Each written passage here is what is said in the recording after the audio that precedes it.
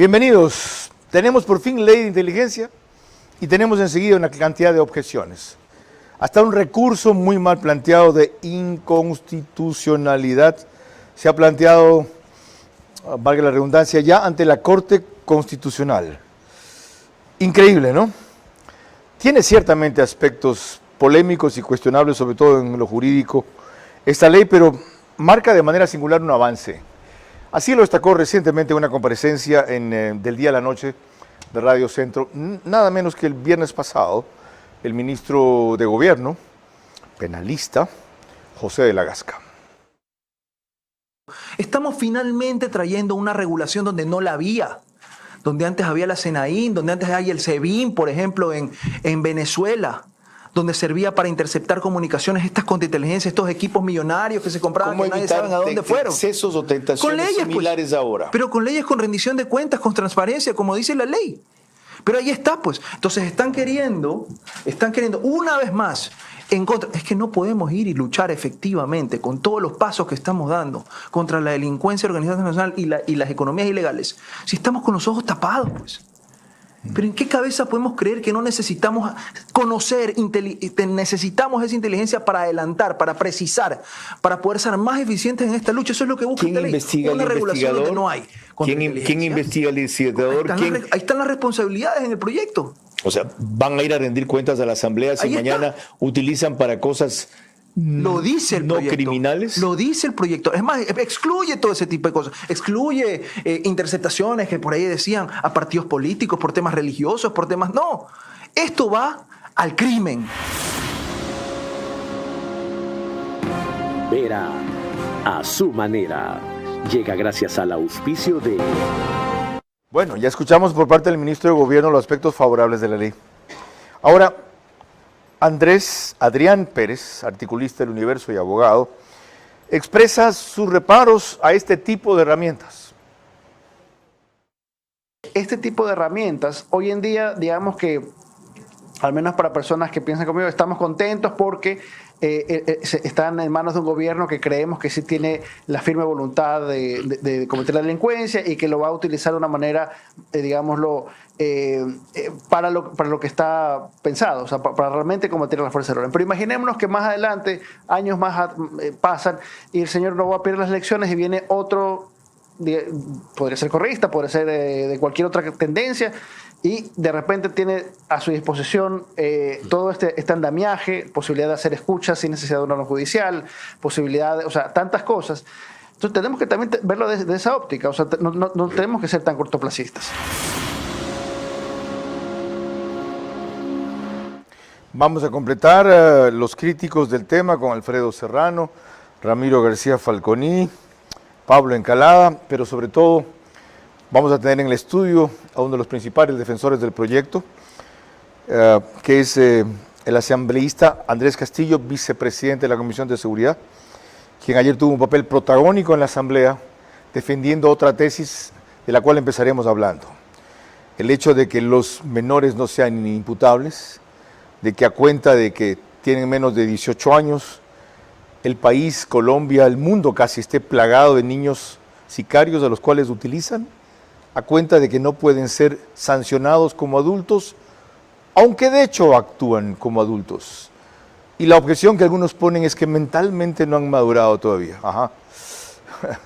Bueno, con Andrés Castillo ocuparemos los próximos 60 minutos, asambleísta de ADN.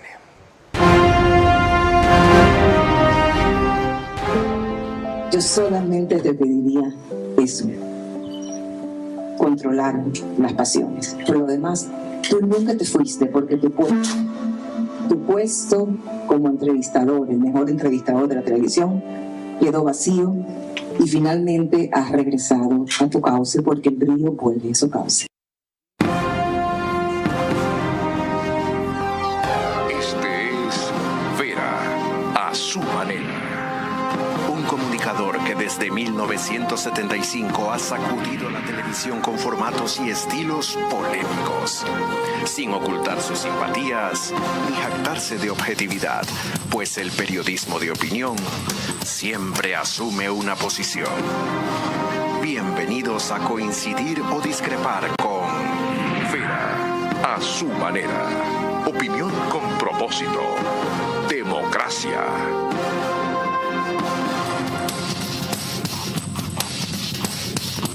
Buenas noches. Mañana tratamos aquí las nuevas opciones que hable Air Europa al Ecuador, con el más alto funcionario para esta región que llega a Guayaquil.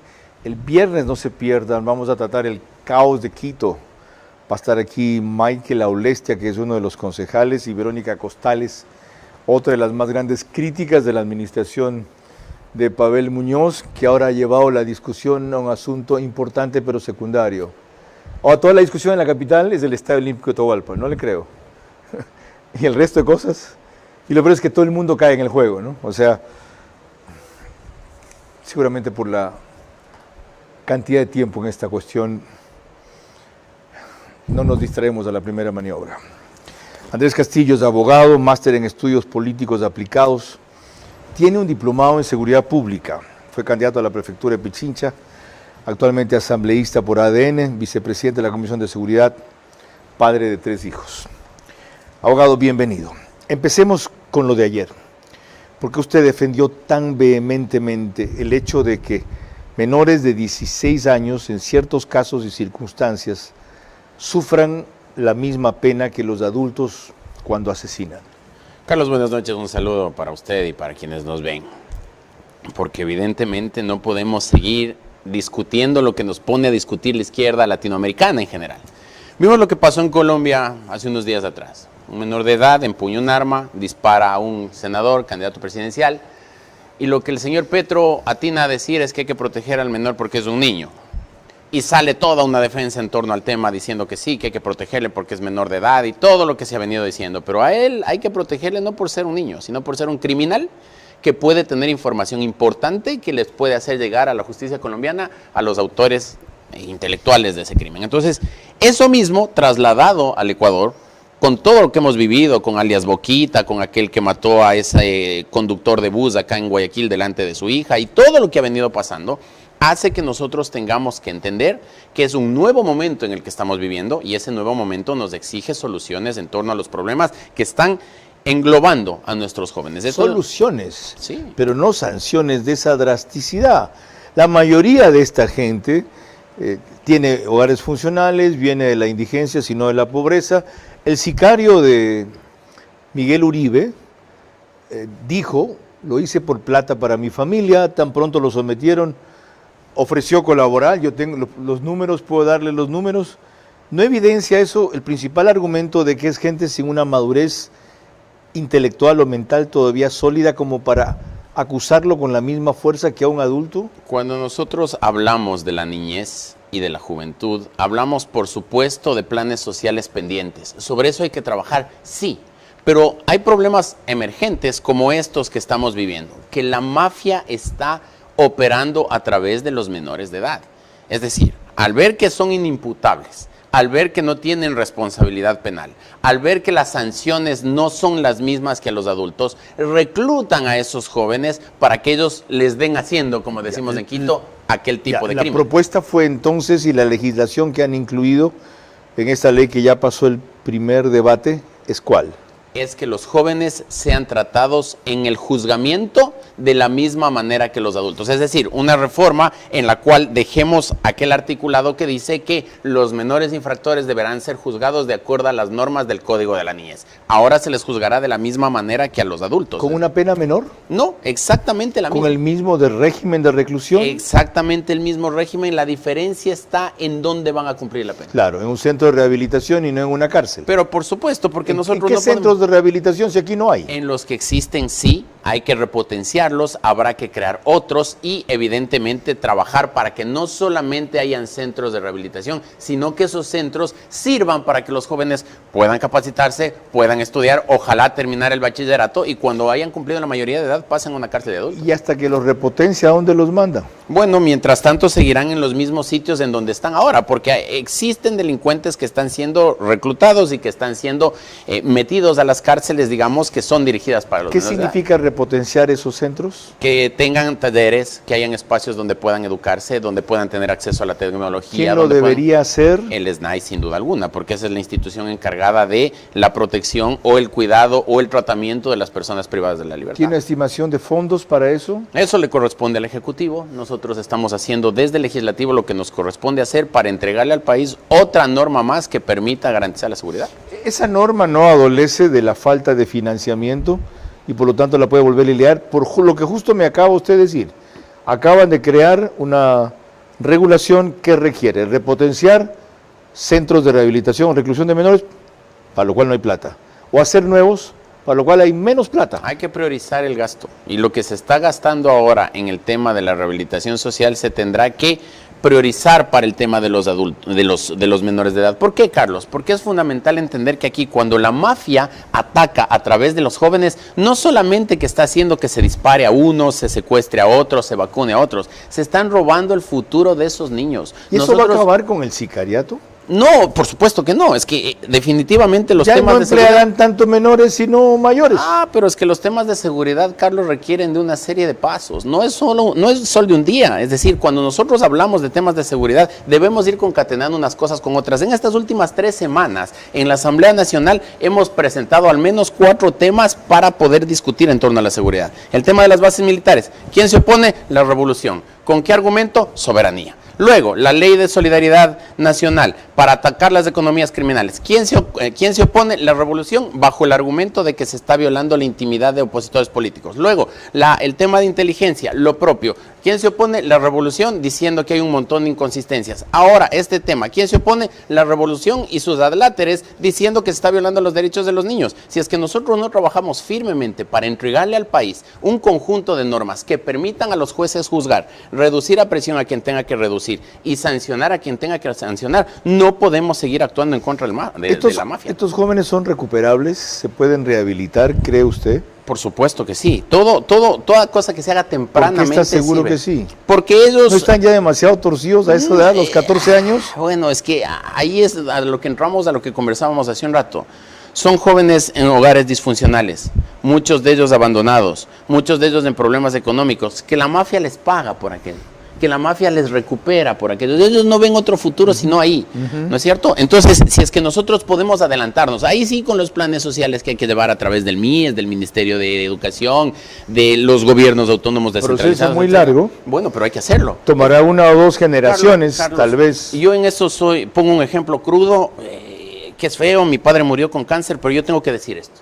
Cuando uno está con cáncer, Carlos, y va donde el oncólogo le encuentra el tumor en el pulmón y no le dice, ay, es que usted ha fumado, es que usted no ha hecho deporte, es que usted no ha dormido bien. ¿Qué es lo que le dice el médico? El médico le dice, usted está con cáncer, yo voy a tener que hacer radioterapia, quimioterapia, le voy a tener que sacar el tumor, se le van a poner las venas negras, se le va a caer el pelo, va a bajar de peso, va a vomitar todos los días, pero se va a curar. Y en cuanto ya está curado, entonces comenzamos a trabajar en que corra, haga deporte, duerma bien, etcétera, etcétera. Así mismo es con la delincuencia. Aquí no estamos extirpando el mal, sino aislando el mal hasta que por vía de restablecimiento del tejido social, como le dicen, después de varios años, las causas que alientan a estos jóvenes a delinquir no es que desaparezcan, aminoren. Aminoren, porque yo no le puedo decir, por ejemplo, a la madre de alguien que es matado en la vía pública, ¿sabe qué? El gatillero es un menor de edad que ha sufrido en su casa. Yo no le puedo decir eso. Yo no le puedo decirle a la mujer violada, oiga, es que ¿sabe qué? Lo que pasa es que era de un hogar disfuncional. No, la gente reclama justicia y para esa justicia nosotros debemos llevar adelante todas las normas jurídicas que nos permitan garantizar aquello. Recordando el ejemplo que trajo Andrés Castillo de Petro al comenzar su intervención, complemento con algo. ¿Saben qué pasó con ese asesino en Colombia? Porque era niño, como dijo el presidente, lo protegieron. De autor, lo convirtieron en testigo. De testigo en testigo protegido, para contar lo que ya se sabía, lo que hizo. No había ningún aporte nuevo.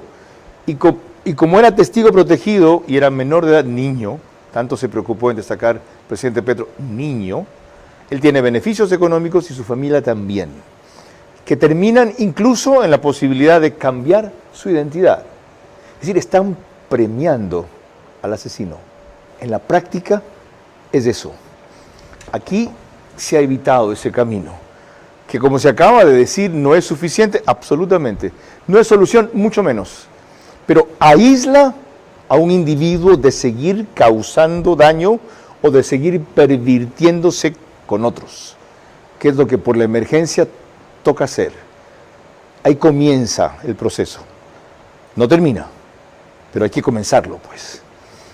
Todo esto, antes de ir al tema que nos convocó, sin dejar de tocar esto que por lo que pasó ayer en la Asamblea era urgente, y recordarles que nos pueden seguir por Facebook y YouTube, de ver a su manera, que estamos también en Extreme, que es canal 15, o 709 de Vito TVO, en DirecTV el canal es 194, corresponde a Manavisión.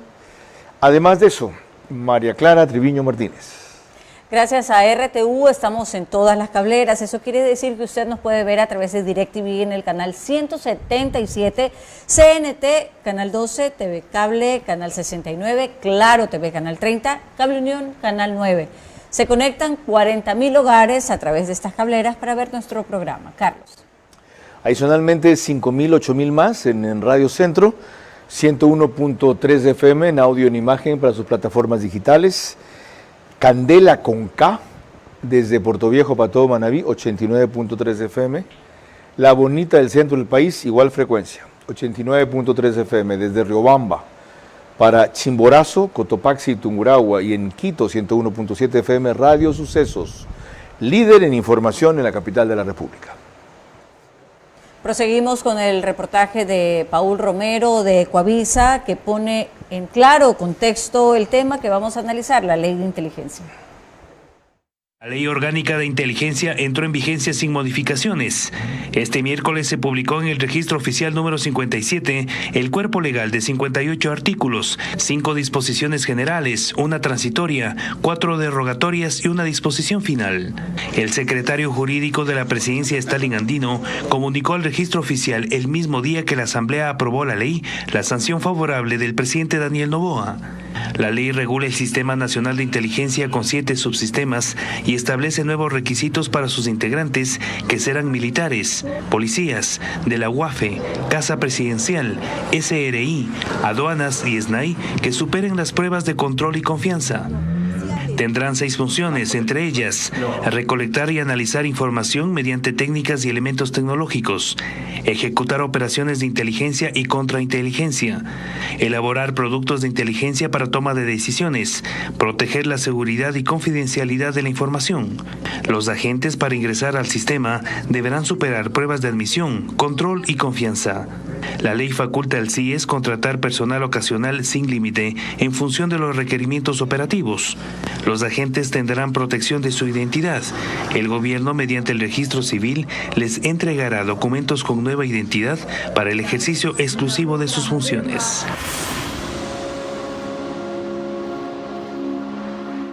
Escuchemos de uno de los impulsores de la ley qué otras ventajas tiene, aparte de lo reseñado en ese reportaje por Paul Romero. Yo quiero fortalecer el argumento de que la ley de inteligencia es para anticiparse al cometimiento de crímenes, Carlos. Eso debemos entender y dejarlo bien claro.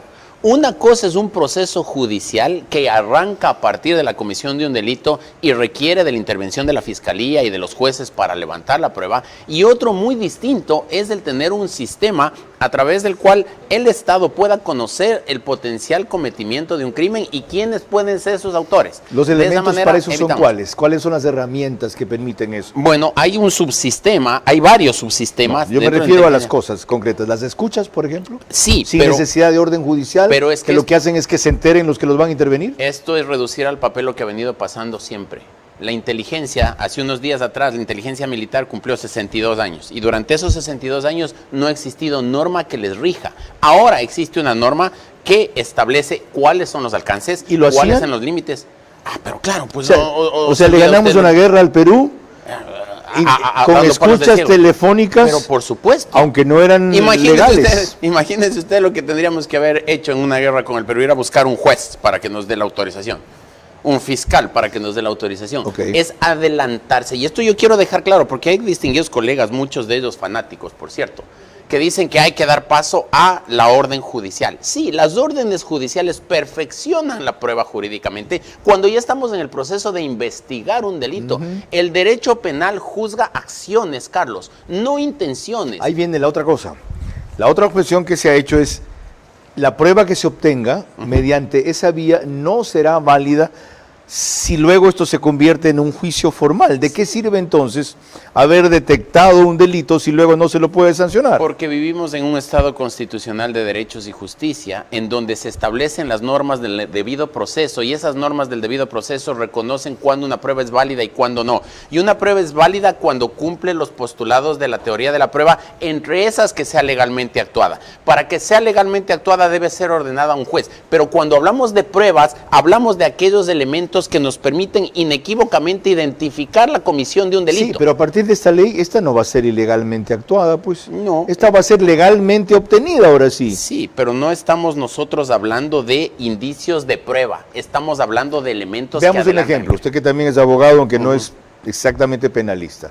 Una de estas escuchas detecta que alguien está repartiendo plata a un grupo de criminales para cometer un sicariato. Como lo detectan a tiempo, ubican al tipo, ubican a los contratados y los neutralizan. Sí. Pero ahí ya hay un delito, pues. Por supuesto, pero en el grado de no se puede sancionar porque... ¿Qué tentativa? Por supuesto. Está ofreciendo plata Bueno, para sí, que maten. pero no lo han matado Él no nadie. intentó mandar plata, les dio la plata. Por supuesto, pero el delito se perfecciona cuando en efecto mata a alguien. Pues. El segundo delito. Ya. El de matar, pero ¿Que no tú entres dinero? el de concertarse y premiar por hacer algo ilegal. Ah, pues. bueno, pero es que eso se perfecciona o se tipifica ya cuando el delito se comete. Por eso lo que buscamos es adelantarnos, para evitar el delito. Cuando el delito final último se comete, sí, que en este caso era asesinar. Entonces, a partir pero de ahí hubo un comienza delito un proceso previo, preparatorio que sancionar. Entonces, y me ahí... dice usted que por las características de esta ley esto no puede ser usado en un juicio. Es que ahí comienza el proceso de investigación y para poder valorar esa prueba, nosotros ahí sí tenemos que llevar adelante todo el procedimiento de Pero en levantamiento una de la segunda prueba. escucha ya no van a hablar de eso, pues. Ah, bueno, pero es que en la escucha ya queda previamente grabada, establecida ahí y simplemente lo que hay que hacer es que las operadoras telefónicas le hagan llegar esa información. Es decir, eso no va a cambiar. Simplemente ahora sí se está perfeccionando. Es más o menos la diferencia que hay es entre el testimonio, entre la versión libre y voluntaria y el testimonio juramental. Entendí la diferencia. No sé si ustedes. Ya, y no porque lo subestime, sino porque yo que medio estudié leyes 3 años, resulta complejo diferenciar las cosas. María Clara. Cuando volvamos en el siguiente bloque, los primeros reparos que enseguida suscitó la ley de inteligencia. Tenemos ya una ley de inteligencia que no es la ideal, pero es mejor a la falta de ley o lo peor, hacer lo que allí se permite sin autorización ni responsabilidad. Aplicarla bien desde el principio la validará por sobre todo tipo de objeciones. Les recuerdo que el reprise del programa es por OnePlus, Canal 14, el mismo número de las 3 cableras que lo reproducen. Y voy a ver si lo digo en el orden en que aparecen, porque nunca lo digo en el orden en que aparecen. Claro TV, Extreme TV Cable, CNT. No, CNT, Extreme, Claro TV. Y Zapping, que es Canal 41, solo que al día siguiente, 6 de la mañana. El periódico digital Ecuador en Vivo reproduce en resumen en su página de noticias y portal principal. Apenas concluimos. Proseguimos en la siguiente nota de Diego Cuenca de Ecoavisa. Resumió varias de las objeciones que tiene la ley de inteligencia formuladas mucho antes de que se publique, incluso en el registro oficial. La ley de inteligencia, que está vigente desde el miércoles pasado, despierta cuestionamientos por la inconstitucionalidad de su contenido, según organizaciones ciudadanas. Todo empieza por la disposición general que señala que toda persona tiene la obligación de entregar al Sistema Nacional de Inteligencia información que sea de interés para la seguridad del Estado, pero no especifica qué se considerará información de interés para el Estado. Para Fundamedios, que monitorea y analiza la situación de la libertad de prensa en Ecuador, la norma no excluye a los periodistas o medios de comunicación. Y eso contradice al artículo 20 de la Constitución, que garantiza la cláusula de conciencia a toda persona, el secreto profesional y la reserva de la fuente, a quienes informen, emitan sus opiniones a través de los medios u otras formas de comunicación, o laboren en cualquier actividad de comunicación. Un periodista que esté investigando los posibles actos de corrupción del poder político, que esté vigilando los actos del poder político, podría estar sometido a la intervención de sus comunicaciones. Por eso analizan realizar una demanda ante la Corte Constitucional. Se suma la Fundación Ciudadanía y Desarrollo, que cuestiona la obligación de entregar información sin orden judicial, pues a su criterio contraría el artículo 92 de la Constitución, que señala que toda persona tendrá derecho a conocer el uso que se haga de ellos, su finalidad, el origen y destino de información personal. Cuando, sin intermediación de autoridad judicial, la cuestión de los servicios de inteligencia puede solicitar a las empresas de operación telefónica en el país ciertos datos que se consideran muy personales de los ciudadanos y que, bajo la protección establecida en la Constitución, deberían estar resguardados. Por estas discrecionalidades, el constitucionalista Salim Saidán asegura que con el reglamento que está pendiente no puede corregir lo que está mal. Lo más viable es que la Corte atienda una demanda y declare la inconstitucionalidad parcial de la ley. Creo que hay vicios de inconstitucionalidad de fondo en la ley aprobada por parte de la Asamblea. La Corte Constitucional podría declarar inconstitucionales algunos de los artículos. Para ambas organizaciones, el contenido de la norma abre la puerta al uso político del aparato de inteligencia del Estado y debilita los principios democráticos. Hay ahí un resumen de las objeciones o preocupaciones más importantes y vamos por las que más me interesan para el ejercicio de la libertad de prensa. ¿A un periodista se le puede intervenir sus conversaciones privadas? No. Yo pienso que sí. ¿Por qué? Yo pienso que se le debe, pues. ¿No han visto que hay periodistas vinculados con narcos? Sí, pero por supuesto, pero eso no es lo que dice la norma. ¿Qué La dice- norma qué lo que dice la dice norma? es que los subsistemas de inteligencia pueden acceder a la información que tengan los periodistas haciéndoles una solicitud previa y sin reservar la fuente. Más bien dicho, sin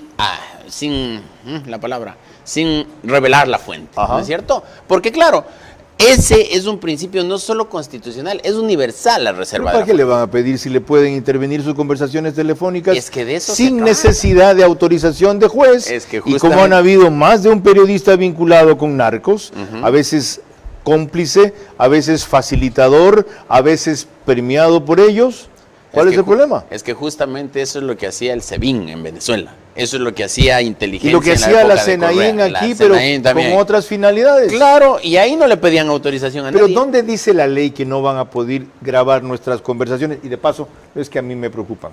Van a oír unos cuantos malos chistes. Sí, y van a ir algunas conversaciones eróticas y punto. Ya no manda packs usted.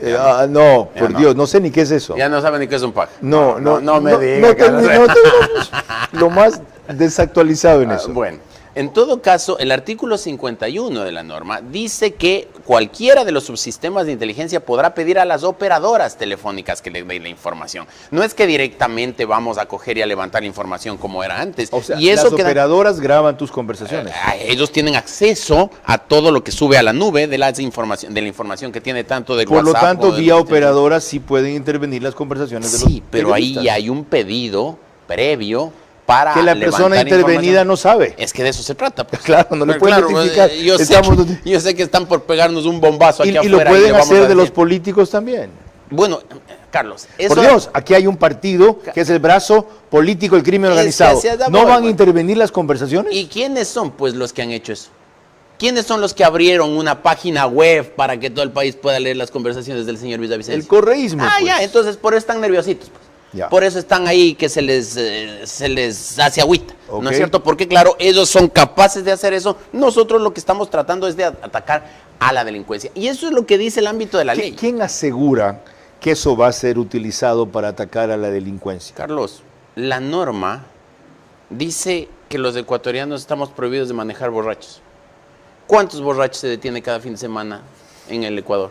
Muchísimo. Con la diferencia de que aquí la que no puede infringir la norma son las autoridades. Ya, entonces nosotros lo que estamos propendiendo es justamente a garantizar que exista una serie de garantías para que los ciudadanos no puedan verse afectados por la acción de la inteligencia, porque ya se estaría cometiendo un delito. Yo quiero poner un caso de algo.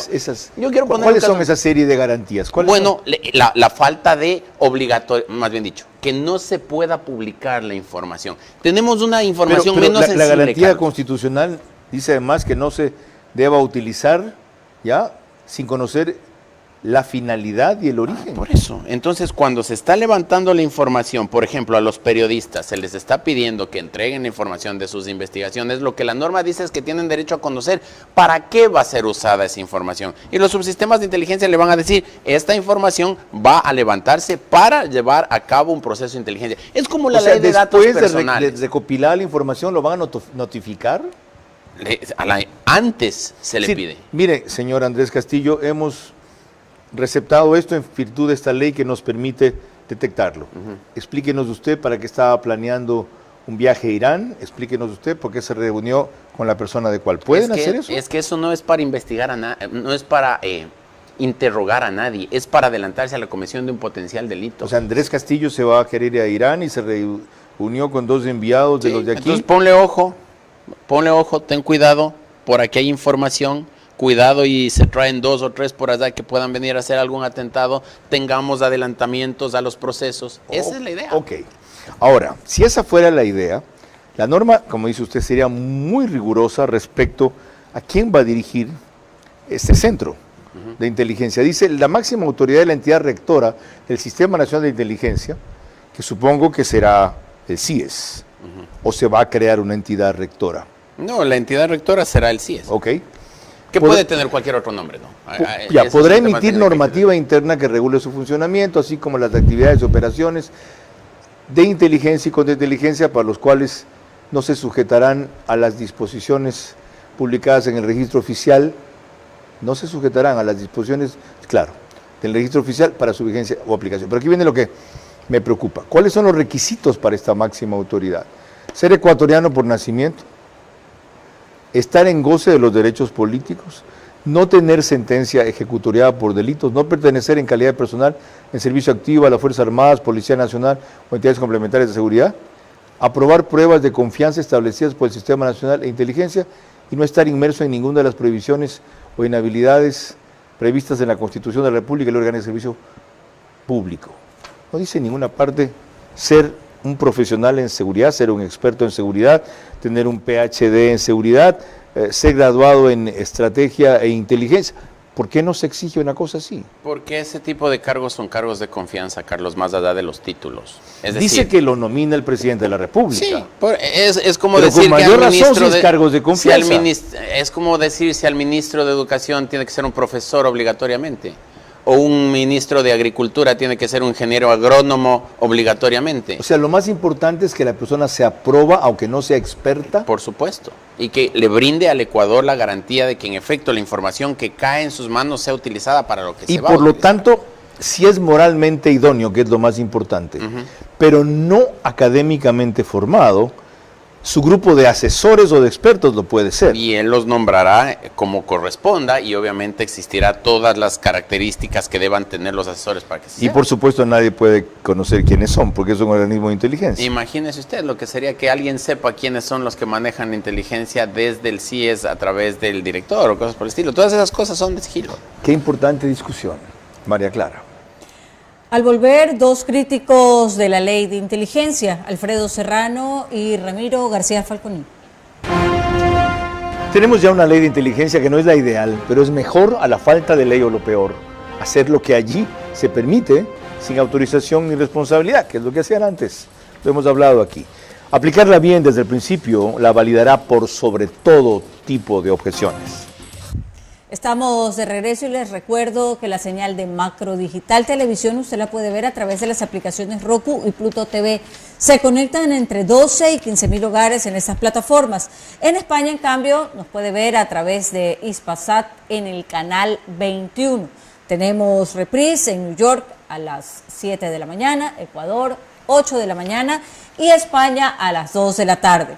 Retomando el tema de la noche, en una entrevista con Milton Pérez por Teleamazonas, el legislador más antiguo del Parlamento y afiliado al PSC, Alfredo Serrano, resumió de esta manera sus principales objeciones a la ley de inteligencia.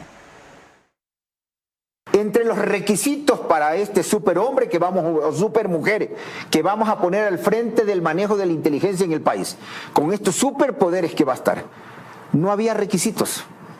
O sea, lo único era estar en goce de los derechos ecuatorianos, haber nacido en el Ecuador y no tener juicios. Caramba, lo mínimo que tiene que ser una persona con experiencia, con preparación académica en esa área para ocupar ese cargo. ¿Por qué? Porque ese cargo, si es mal utilizado, puede vigilar pues la vida, la intimidad de los 18 millones de ecuatorianos. Por tanto, ahí hay que tener cuidado. El concepto es importante. No puede haber una lucha contra la delincuencia efectiva sin un verdadero sistema de inteligencia en el país. Aquí lamentablemente los procesos en el Ecuador de la lucha contra la delincuencia son reactivos.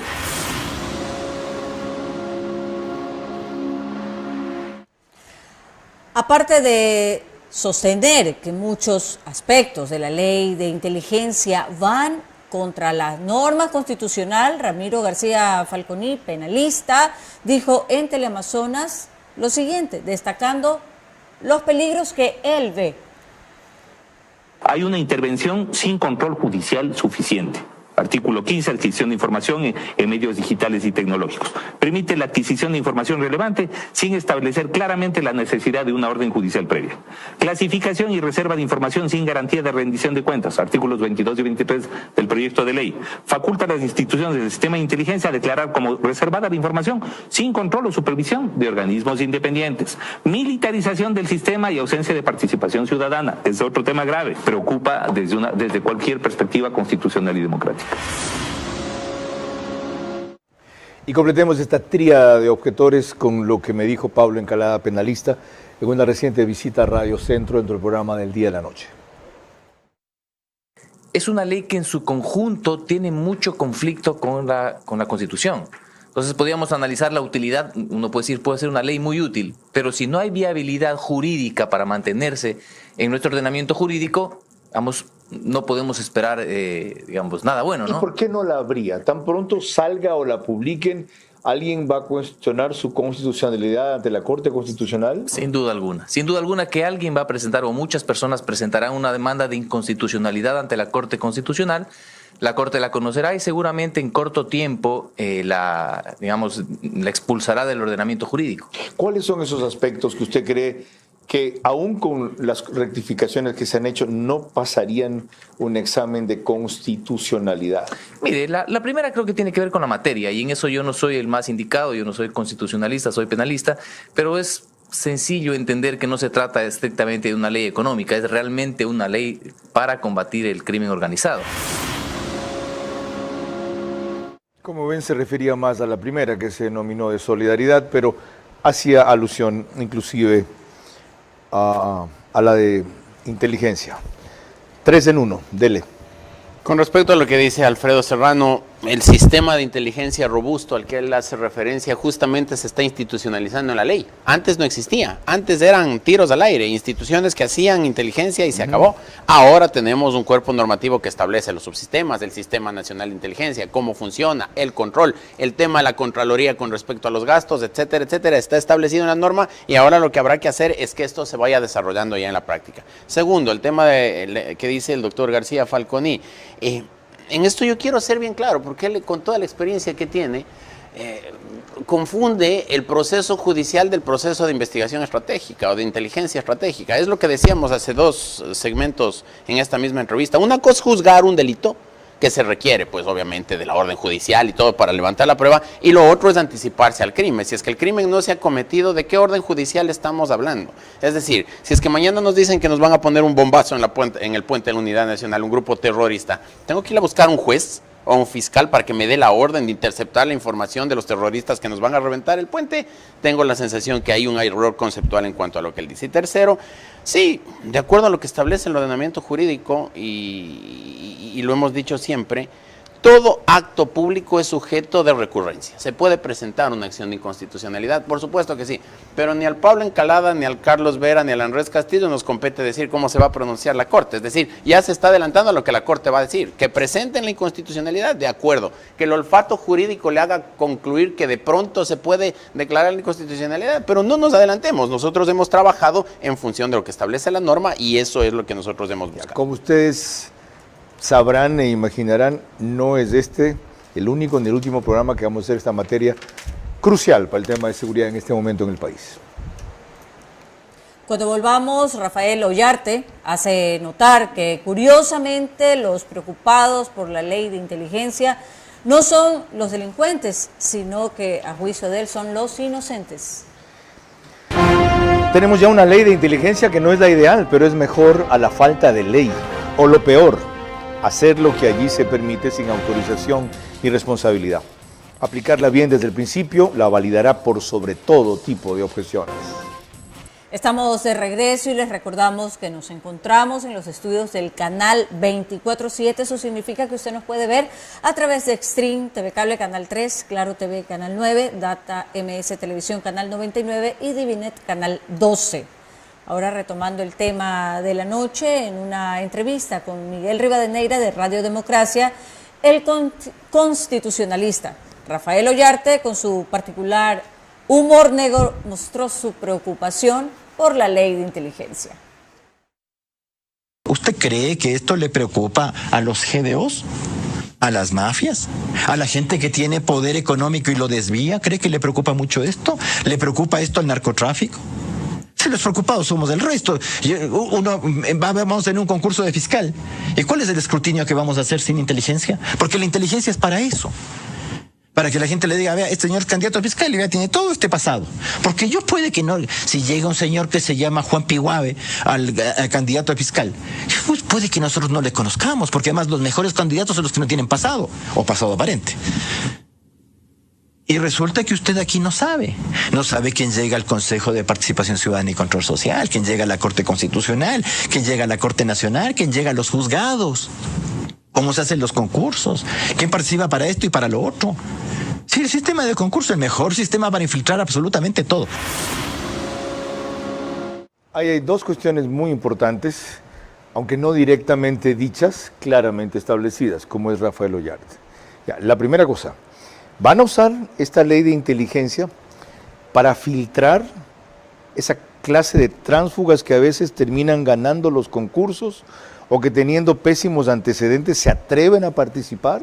Ese no es el espíritu de la norma, ¿no? El espíritu de la norma es adelantarse al ataque del crimen en general. Pero lo que dice el Rafael Ollarte es casi obvio, pues si es que el crimen organizado se quiere infiltrar a través de candidatos para la Fiscalía, para la Contraloría, para los jueces de la Corte Nacional, pues bueno, es que se quiere. ¿Cómo que es una opción? Es una obligación. Pero por supuesto, o sea, ahora no había van cómo. a cometer un crimen que es tener un abogado favorito o de ellos, ya participando en un concurso, siendo concertado con los delincuentes. Claro, y te financian inclusive medios digitales para que le hagan propaganda y cosas por el estilo. Y claro, eso no hay lugar ahora de ningún tipo de investigación, porque no había una reglamentación. Ahí se está evitando también un delito. Y eso es crimen organizado, no son angelitos los que están en esto. Y cuando se logran infiltrar en el Estado, se infiltran en todo lo que pueden. El crimen organizado no solo está vinculado al narcotráfico, está vinculado a la corrupción, por ejemplo, a los que acaparan y buscan contratos, a la por ejemplo. minería ilegal. Ok, para eso va a servir la ley también. Sí. Ya, lo otro que él decía es que curiosamente estos están más preocupados, los inocentes, los ciudadanos decentes, que los propios delincuentes. Eso les importa un cuerno, se arreglan de cualquier manera. Sí. ¿Cómo bajar ese nivel de lógica preocupación? Primero, por lo que antes ha sucedido, ya sé que este no es el mismo gobierno. Y segundo, porque el poder tenta o tienta y desvía. Carlos, la pena más fuerte que tenemos en el Ecuador es la de 34 años por violación por muerte. Le pueden subir a 100 años. Que si es que nosotros no vamos a cometer ese tipo de delitos, que le suban a 100 años. ¿Por qué tenemos que preocuparnos en torno al tema? Si es que nosotros vamos a estar trabajando honestamente, decentemente, sin estar teniendo vínculos con la mafia, sin andar defendiendo clientes peligrosones, etcétera, no hay necesidad de que nosotros nos preocupemos en torno al asunto. O sea, que se preocupen los delincuentes o los que planeen delinquir, no los inocentes. Por supuesto, porque esta norma va apuntando a que eso sea lo que se busque en cuanto a información. Si mañana hay un homicidio inintencional, alguien va muy rápido en su carro, no sobrepasaba en la velocidad, y de repente un peatón desaprensivo que no vio venir al carro se le lanza. Y el carro lo vuela y lo mata. Ahí está la diferencia entre lo uno y lo otro, Carlos. Ahí estamos frente a un hecho consumado que se va a investigar, no algo que pudimos habernos adelantado. Entonces ahí sí habrá que hacer un proceso de investigación con la fiscalía, con órdenes judiciales, con levantamiento de información, con reconocimiento del lugar de los hechos, con autopsia del peatón, con todo lo que se necesita para poder llegar al juzgamiento de eso y a la posterior sanción. Lo clave, si quienes operen este sistema solo responden ante la Contraloría, ¿quién y cómo pueden auditar eventualmente cómo están manejando la ley? Debemos nosotros entender que el Contralor General del Estado es la máxima autoridad en cuanto al control administrativo del Estado. ¿De uso de fondos? Sí. Sí. Por supuesto, y eso es lo que la ley contempla también, que cada 3 meses se tendrá que dar información a la de cuánto gasté y en qué gasté, sí, pero no de a quienes despié. Es que no tendría por qué darle al Contralor, porque esos son temas de seguridad nacional. Pero ¿no deben ir estas autoridades a la Asamblea a rendir cuentas? Imagínese usted lo que sería autoridades contando a quienes nomás han perseguido. ¿No se ha visto que el director de la CIA va a rendir cuentas? Ah, bueno, pero el número de investigaciones de pronto, sí, pero no dice a Mengano o a Perencejo. No. Los senadores verán qué preguntan y el director de la CIA verá hasta dónde responde. Porque los demás temas son de seguridad. Pero él no puede decir yo vengo aquí solo para que me pregunten de esto, pues. Claro, pero en todo caso hay límites en cuanto a la normativa que regula aquello. Que no está establecido aquí. Me refiero a la de los Estados Unidos. O sea, si mañana su comisión de seguridad convoca a las autoridades de uno de los subsistemas o del sistema, ¿usted cree que deben ir? Deben ir a hablar sobre cuáles han sido los procedimientos que han llevado adelante, no específicamente casos. Eso no o sea, sí rinden cuentas entonces. Pero claro, pero por supuesto, cada 3 meses a la Contraloría y cuando se pueda llamar a la Asamblea Nacional o a la Comisión Especializada Permanente que lo requiera, eso tendrá no que informar dice sobre aquí, eso lo dice usted. Y como no dice aquí, se puede decir en virtud de esta ley, yo no estoy obligado. Ustedes me pueden llamar las veces que quieran, yo no estoy obligado a acudir. Cuando nosotros en la Ley Orgánica de la Función Legislativa establecemos cuáles son las facultades que tienen los asambleístas, es justamente la de llevar adelante procesos de control de las distintas instituciones del Estado, excepto de los GATS, porque a los GATS los controla y los fiscaliza cada uno de sus conceptos. Y por lo tanto no estarán excluidas las autoridades de inteligencia. Tampoco, pues por supuesto, porque ellos forman parte de las instituciones que entran en el control político. Tranquilizador, como tampoco lo están en una democracia, que citaba hace un rato, la de los Estados Unidos, por ejemplo, el director del FBI, por ejemplo, el director del Servicio de Protección Presidencial. Desde luego son excepcionales los llamados a esas autoridades. Son temas, seguramente en la mayoría de casos, de interés nacional o de seguridad nacional, como les llamen, y manejados con una altura y con una severidad, a la vez las dos cosas, de parte y parte ejemplares. Y cuando alguien se sale de la línea queriendo ser espectacular, más que responsable, pierde. María Clara. Al volver en el siguiente bloque corresponden mis preguntas para nuestro invitado central y el comentario de Carlos Vera. Tenemos ya una ley de inteligencia que no es la ideal, pero es mejor a la falta de ley o lo peor, hacer lo que allí se permite sin autorización ni responsabilidad. Aplicarla bien desde el principio la validará por sobre todo tipo de objeciones. Las cáusticas y lapidarias preguntas de María Clara Triviño son lo mejor para cerrar esta entrevista. Ustedes ya saben cómo funciona el rito, así que adelante. Gracias, Carlos. Precisamente corresponden mis preguntas a nuestro invitado, recordándole que deben de ser respondidas en términos de sí o no. La primera pregunta para Andrés Castillo. ¿Califica usted para los requisitos de ser la máxima autoridad de la inteligencia, sí o no? No. La segunda. ¿Aceptaría si se lo proponen, sí o no? No. La tercera, ¿es la máxima autoridad de inteligencia un superhombre, como lo describe Alfredo Serrano, sí o no? No. La cuarta, ¿le molestaría a usted que por intrigas sea motivo de escuchas, sí o no? No. La quinta y última, ¿espera que caiga algún gran capo con esta ley de seguridad, sí o no? Definitivamente sí. Muchísimas gracias, Carlos. Asambleísta, gracias por su comparecencia, defensa, ilustración, explicación de la ley de seguridad. Gracias a quienes la hicieron tan rápidamente posible. Ojalá tenga la posibilidad de agradecerles a quienes la ejecuten de la mejor manera. María Clara. El día de mañana nuestro invitado será Imanol Pérez, director comercial de Air Europa. Hablaremos sobre los vuelos que empiezan para Quito y Guayaquil, comienzan el 25 de junio, y el mercado futuro del Ecuador.